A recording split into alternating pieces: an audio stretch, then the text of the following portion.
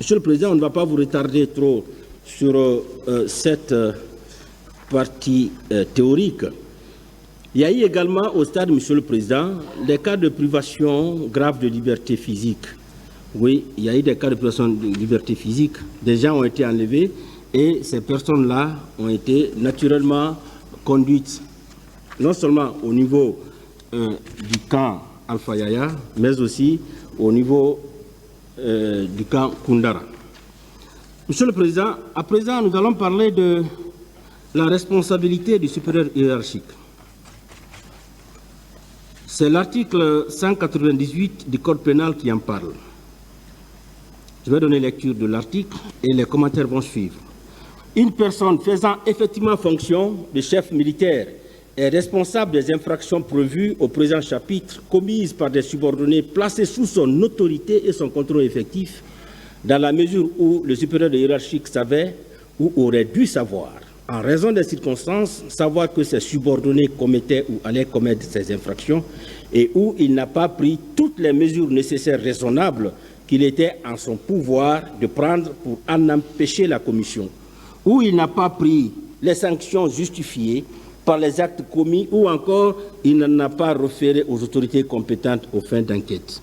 Sans préjudice de l'application des dispositions de l'article précédent, est également considéré comme auteur d'un crime visé par le présent chapitre commis par des subordonnés placés sous son autorité et son contrôle effectif, le supérieur hiérarchique n'exerçant pas la fonction de chef militaire, qui savait que ses subordonnés commettaient ou allaient commettre ces crimes ou a délibérément négligé de tenir compte d'informations qui l'indiquaient clairement et qui n'a pas pris toutes les mesures nécessaires et raisonnables qui étaient en son pouvoir pour en empêcher ou pour en référer aux autorités compétentes aux fins d'enquête et de poursuite, alors que ces crimes étaient liés à des activités relevant de sa responsabilité et de son contrôle effectif. Monsieur le Président, la lecture de cet article nous permet de comprendre que nous sommes en face d'un cas de responsabilité de commandement, un cas de responsabilité du supérieur hiérarchique. La lecture de cet article, Monsieur le Président, nous permet de comprendre que le législateur n'a pas fait de différence entre chef militaire et chef hiérarchique. Tous ceux qui sont là, Monsieur le Président, sont tous, d'une manière ou d'une autre, des chefs militaires ou des chefs hiérarchiques.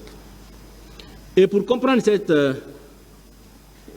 Monsieur le Président, pour comprendre ce cas de responsabilité du supérieur hiérarchique, le juge doit d'abord s'intéresser à quoi?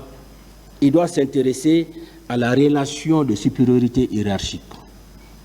Est-ce qu'il y a un lien qui existe entre le supérieur et le subordonné? Le juge doit chercher à se poser cette question. Et une fois que la question est répondue, le juge va s'intéresser à quoi? L'infraction a été commise par qui? Est-ce que c'est le subordonné qui a commis l'infraction? Voici les deux éléments préalables. Dès que vous réussissez, Monsieur le Président, à répondre à ces deux questions, vous comprendrez aisément que vous êtes en face, ou bien vous avez en face un cas de responsabilité du supérieur hiérarchique. Et après avoir déterminé ces deux éléments, Monsieur le Président, vous allez encore, bien sûr, sur la base de la lecture dont je viens de donner, le supérieur hiérarchique avait, au moment de la commission des infractions commises, est-ce qu'au moment où se commettaient ces infractions-là, Monsieur le Président, le supérieur avait une autorité ou un contrôle effectif sur le subordonné? Dès que vous vous rendrez compte, effectivement, qu'au moment où le subordonné allait commettre les infractions, le supérieur avait une autorité sur lui, le supérieur avait naturellement un contrôle effectif sur lui, vous comprendrez que vous êtes en face d'un cas de responsabilité du supérieur hiérarchique. Et également, Monsieur le Président, vous vous intéresserez à quoi? La loi dit que le supérieur hiérarchique savait ou aurait dû savoir, ou aurait dû, en raison des circonstances, savoir que ses subordonnés commettaient ou allaient commettre ces infractions. Monsieur le Président, ceux-là qui sont là Est-ce qu'ils ne savaient pas qu'il y aurait eu ces massacres-là? Est-ce qu'ils pouvaient l'ignorer?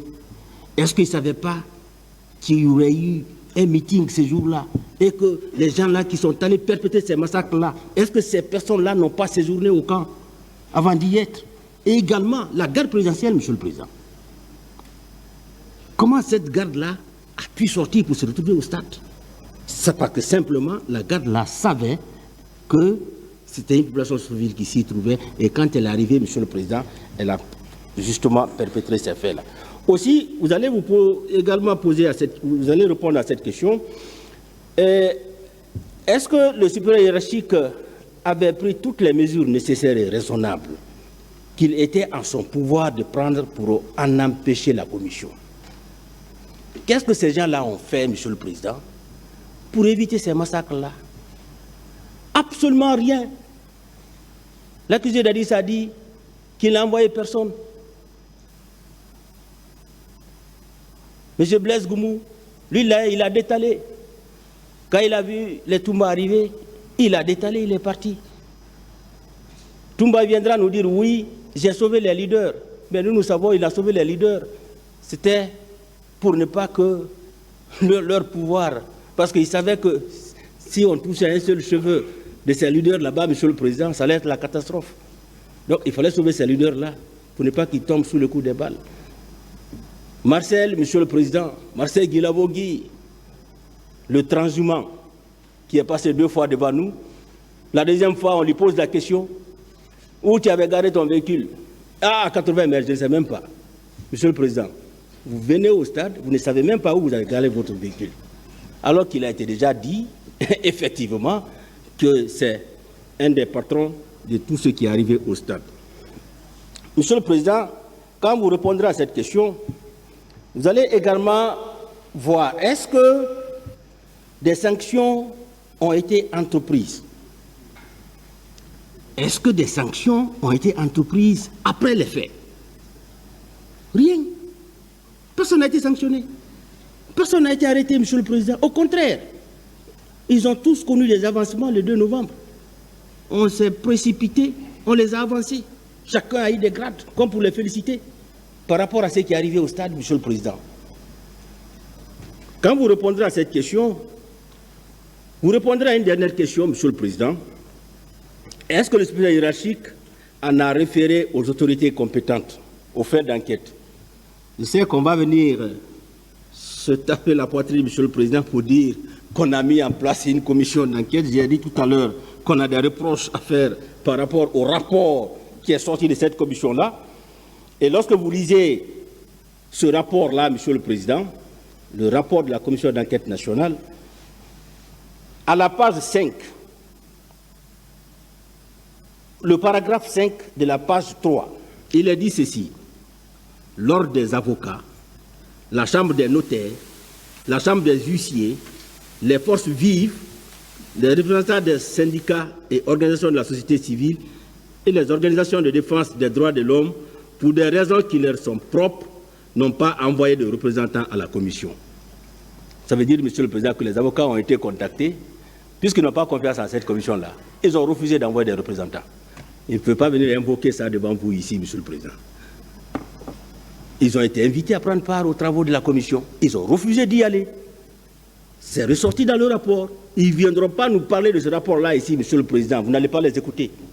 Parce que tout simplement, eux-mêmes, ils n'ont pas eu confiance en cette commission-là, qui a produit un rapport. Un rapport, Monsieur le Président, qui laisse à désirer parce que, également, le rapport-là ne mentionne même pas le contenu des auditions des 4 chauffeurs du train militaire. Les 4 chauffeurs qui avaient transporté les corps, Monsieur le Président. Général Sarou est venu nous dire ici qu'il avait mis ces 4 chauffeurs-là à la disposition de la commission. Mais quand vous lisez le rapport de la commission, vous ne verrez pas une seule audition de ces chauffeurs-là. Pourquoi on a soustrait les auditions, Monsieur le Président? Est-ce qu'on peut donner un crédit à ce rapport-là? Je pense que vous ne le ferez pas, Monsieur le Président. Vous allez écarter ce rapport-là. Parce qu'on vous dira qu'on a créé une commission, puisque la loi dit qu'il faut en référer aux autorités compétentes. On crée une commission d'enquête là où il n'y a même pas d'enquêteur. On dit autorité compétente. Comment vous pouvez créer une commission d'enquête? Il n'y a pas d'enquêteur, il n'y a pas de policier, il n'y a pas de gendarme. Vous mettez les gens de la société civile pour faire des enquêtes. Qu'est-ce qu'ils ont appris en la matière? Vous prenez des huissiers pour faire des enquêtes. Qu'est-ce qu'ils vont produire comme travail? Et voici le résultat. Ça ne peut pas nous profiter. Donc, qu'on ne s'abrite pas derrière cette commission-là. Aussi, Monsieur le Président, cette commission, comme on l'avait écouté ici d'ailleurs, dans les audios, cette commission n'a pas osé faire venir le capitaine Dadis. On dit non, non, on ne peut pas le faire venir ici. Et on vous confie un travail. Celui qui vous a confié le travail, vous ne pouvez pas l'appeler pour qu'il vienne s'expliquer. Il voulait même se rendre dans la présidence là-bas pour aller l'entendre là-bas, Monsieur le Président. Qu'est-ce que ça allait donner? On a écouté ça ici dans les audios, Monsieur le Président. Aussi, quand vous lisez le rapport, la conclusion, on vous dit le seul responsable, c'est Toumba et ses hommes. Point. Aucune autre responsabilité n'est retenue. Vous lisez le rapport, monsieur, du début à la fin. La dernière phrase, c'est ça. C'est Toumba et ses hommes. Personne d'autre. Donc, ce rapport-là, Monsieur le Président, qu'on ne vienne pas vous dire ici qu'on a mis en place une commission d'enquête. Cette commission-là d'enquête, Monsieur le Président, n'avait pas sa raison d'être parce que, simplement, elle n'a pas rempli toutes les conditions. Aussi, Monsieur le Président, ce qu'il faut comprendre en matière de responsabilité du supérieur hiérarchique, c'est que le président Dadis dit « Non, moi je n'ai donné d'ordre à personne, je n'ai envoyé personne ». Et c'est là où il y a infraction. Quand vous vous arrêtez pour dire « Je n'ai envoyé personne, je n'ai donné d'ordre à personne », c'est là où il y a infraction. Parce que la responsabilité de commandement, on sanctionne quoi? L'omission. La commission, mais aussi l'omission ou la négligence. Vous avez été informé. Quelles sont les dispositions que vous avez eu à prendre pour éviter ce qui est arrivé? Absolument rien. Rien n'a été fait, Monsieur le Président, pour éviter ces atrocités-là.